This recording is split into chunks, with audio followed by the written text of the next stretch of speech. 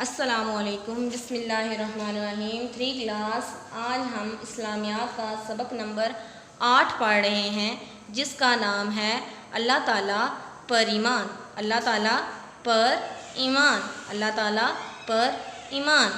आज का हमारा टॉपिक है रीडिंग। आज हम अल्लाह ताला के ईमान के बारे में, अल्लाह ताला पर ईमान के बारे में कुछ मालूमात हासिल करेंगे। क्या आप जानते हैं मुसलमान होने के लिए अल्लाह ताला पर ईमान लाना नहायत ज़रूरी है।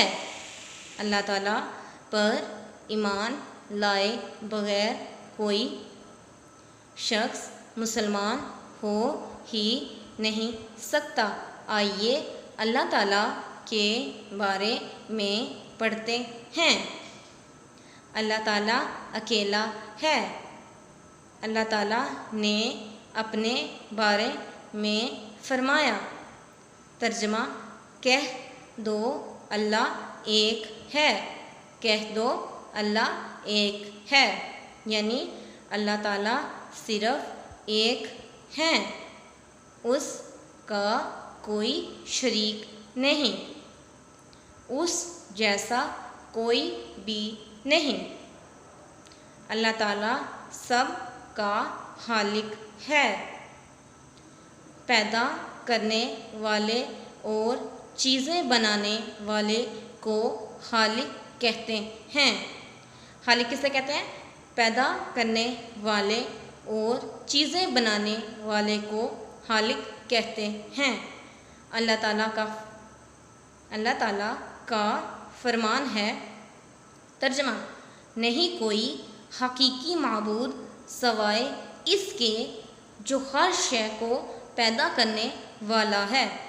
तर्जमा, नहीं कोई हकीकी माबूद सवाए इसके जो हर शय को पैदा करने वाला है, यानी दुनिया की हर चीज़ पैदा करने वाला सिर्फ अल्लाह ताला है। अल्लाह ताला के अलावा कोई मक्खी का पर भी नहीं बना सकता। अल्लाह ताला सबका रब है। अल्लाह ताला सबका रब है। परवरिश करने वाले और सारी ज़रूरतों को पूरा करने वाले को रब कहते हैं। किसको रब कहते हैं? परवरिश करने वाले और सारी ज़रूरतों को पूरा करने वाले को रब कहते हैं। अल्लाह ताला का फरमान है।